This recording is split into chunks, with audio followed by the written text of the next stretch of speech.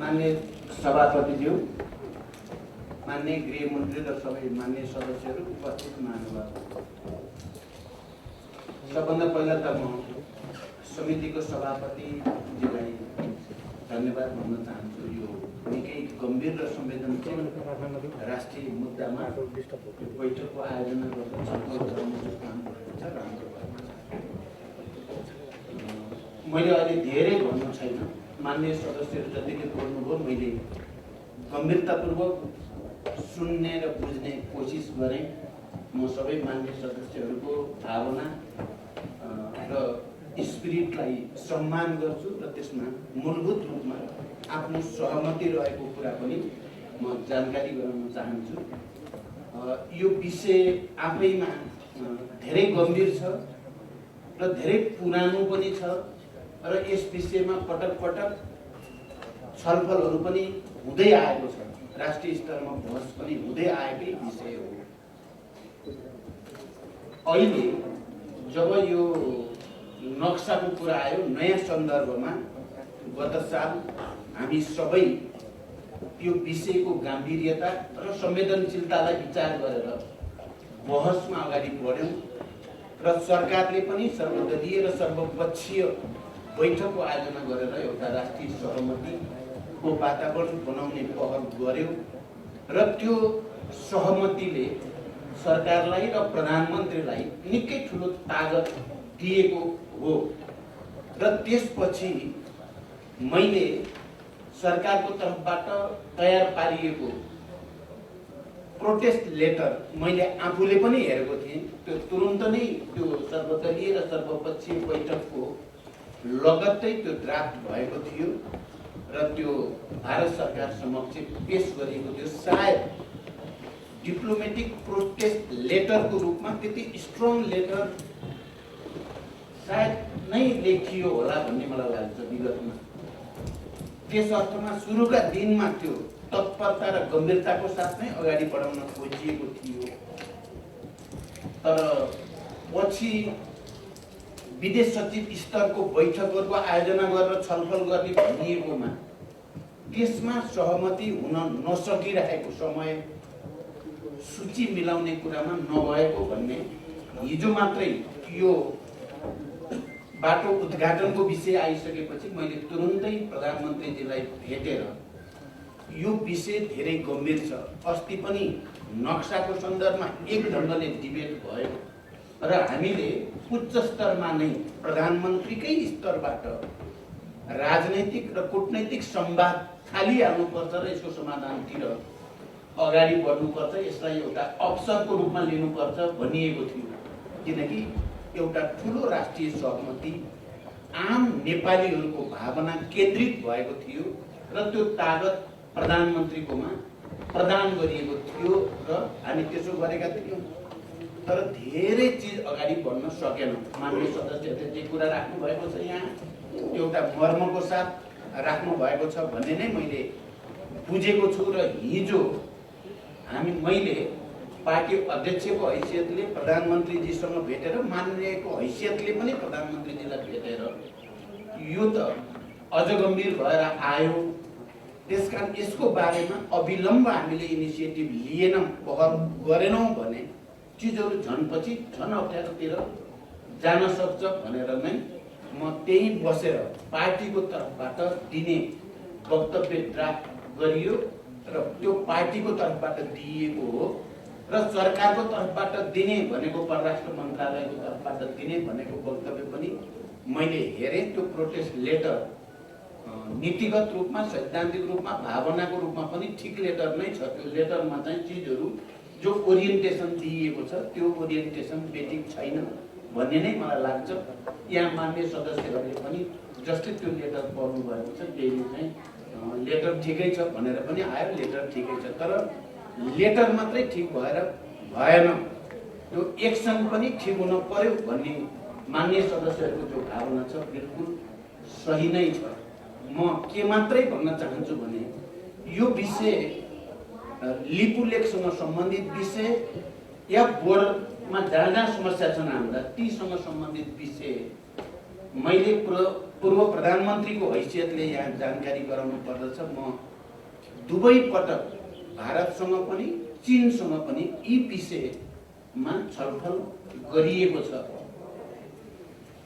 लिपुलेखको बारेमा चीन र भारतको बीचमा जे सहमति भयो, संयोग मेरो तुरुन्तै भारत भ्रमणमा जाने अवसर थियो। त्यति बेला मैले त्यहाँको उच्च नेतृत्वसँग र अनि चीनको नेतृत्वसँग पनि चीन जाँदा यो विषय उठाइएको छ र त्रिपक्षीय समझदारी बनाउनु पर्ने आवश्यकता, बोर्डर इस्युमा सिमानाको सन्दर्भमा चीन भारत नेपालले पनि चाहिँ मिलेर चाहिँ समस्या समाधान गर्नुपर्ने आवश्यकता अझ टड्कार भयो भनेर मैले भनेको थिएँ। म यो जानकारी पनि यहाँ गराउन चाहन्छु, किनकि लिपुलेख हामी नेपाली भूभाग हो। सुगौली सन्धि अनुसार लिम्पिया धुरा जो काली नदीको मुहान हो, त्यो काली नदीको सम्पूर्ण पूर्व नेपाल हो र पश्चिम भारत हो भन्ने कुरा स्पष्ट पार्दै यो समस्या समाधानको निम्ति राजनीतिक कूटनैतिक पहल गर्नुपर्छ भनेर जे भनिएको थियो। लिपुलेख प्रकरण पछि यो त्रिदेशीय जस्तो बन्न गएको छ। यो दुईटा देशले मात्रै हल गरेर चाहिँ अब अप्ठ्यारो छ। त्यहाँ चीन पनि त्यसमा संलग्न भएको, भारत चीनको चाहिँ सम्झौता सहमति भएको हुनाले यसलाई मैले त्योभन्दा पहिला तिनटै देशको आर्थिक क्रियाकलापलाई व्यवस्थापन गर्नको निम्ति, विकास गर्नको निम्ति त्रिदेशीय साझेदारी भन्दै आएको कुरा मलाई लाग्छ सबै मान्य सदस्यहरूलाई पनि थाहा छ, सबैलाई थाहा छ। संयोगवश बिमिस्टेकको एउटा अन्तर्राष्ट्रिय सम्मेलनको बेलामा मैले भारतको गोवामा त्यो अवसर पाउँदा मैले त्यो चुक्न दिइनँ भन्ने मलाई लाग्छ। त्यति बेला भारतीय प्रधानमन्त्री नरेन्द्र मोदी र चिनिया राष्ट्रपति सी जिनपिङसँग सँगै झन्डै 40 मिनट मैले एक्लै कुरा गर्न पाउँदा मैले सिमाना सम्बन्धी विषय पनि र व्यापार व्यवसायसँग सम्बन्धित विषय पनि त्रिदेशीय समझदारी बनाउन आवश्यक छ, यस क्षेत्रकै समग्र विकासको निम्ति भनेको थिएँ। र अहिले यो बाटो प्रकरणसम्म, यसको उद्घाटन प्रकरणसम्म आउँदा त्यसको औचित्य अझ पुष्टि भएको मैले महसुस गरेको छु। त्यसकारण अब यसलाई फेरि पनि मैले अहिले नै अन्तर्राष्ट्रिय अदालतमा लगिहाल्ने बेला भयो कि भएन अझै सोचौँ। यो विषय आफैमा सामान्य छैन। अहिलेको चाहिँ के अरे नक्सा प्रकाशन अहिले भएको मात्रै छैन। भारतले झन्डै 8वटा नक्सा कयौं दशक यता प्रकाशित गरेको छ, जसमा लिपुलेखदेखि चाहिँ लिम्पिया धुरासम्म भारततिर पारेर प्रकाशित गर्दै आएको छ। हामीले त्यसको पनि हिसाब गर्नु छ, कहिलेदेखि कहाँदेखि नेपाल सरकारले चाहिँ यो विषयमा नेपालको राष्ट्रिय हित, भौगोलिक अखण्डता र यहाँको सार्वभौमसत्ताको पक्षमा कति उठायो, उठाएन, किन उठाएन, त्यसको पनि हामीले हिसाब गर्नु छ। कालापानीमा भारतीय सेना बसेको अहिले होइन, झन्डै 60-65 वर्ष पहिले चाहिँ देखि त्यहाँ सेना बसिराखेको छ। त्यसको बारेमा गम्भीरतापूर्वक विषयलाई उठाउने र गम्भीरतापूर्वक यसको समाधानको निम्ति पहल गर्नेमा विगतदेखि अहिलेसम्म किन भएन, यो त पञ्चायतको बेला, सुरुको बेलादेखि अहिलेसम्मका सरकारहरूले के गरे भन्ने कुराको पनि समीक्षा गर्नुपर्ने विषय छ। त्यहाँ अब समय आएको छ।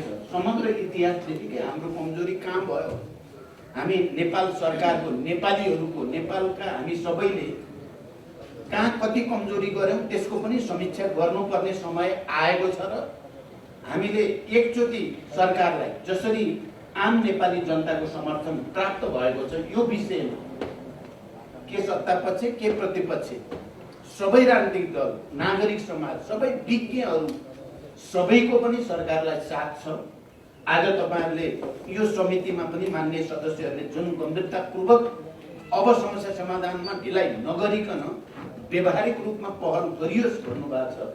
मैले सरकारको नेतृत्व गरिरहेको पार्टीको अध्यक्षको हैसियतले, पूर्व प्रधानमन्त्रीको हैसियतले, यही समितिको सदस्यको हैसियतले पनि म सरकारसँग अब यो विषयमा ठोस पहल गर्न मैले तपाईहरुका भावनाहरूलाई लिएर जान्छु। किनकि हिजो मात्रै मैले यो विषय अब ढिलाढाला गरेर हुँदैन भन्ने कुरा गरिएको छ तपाईहरुले वक्तव्य हेरिसक्नु भएको छ।